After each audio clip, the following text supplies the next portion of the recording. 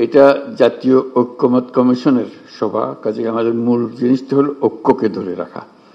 কিভাবে সে ঐক্য ধরে রাখা, ঐক্যকে শক্ত করা, মজবুত করা, সেগুলোর ব্যাপারে আপনাদের পরামর্শ পেলাম এবং এটা ক্রমাগতভাবে আরো মিটিং হতে থাকবে। দ্বিতীয় পর্যায়ের যে মিটিং সেটা চলতে থাকবে, যাতে আমরা ওই জুলাই সনদটা আরো সমৃদ্ধ করতে পারি, যেমন অনেক বিষয়ে আমরা ঐক্যমতগুলো প্রকাশিত করতে পারি, জাতি যেন দেখতে পারে যারা আমরা আজকের দিনে এখানে আছি তারা সবাই মিলে কি কি জিনিসের ব্যাপারে আমরা ঐক্যমতে পৌঁছতে পেরেছি। এটা আমাদের জাতীয় এজেন্ডা হিসেবে থাকবে ভবিষ্যতের জন্য, যাতে করে আমরা এটা পূর্ণ করতে পারি।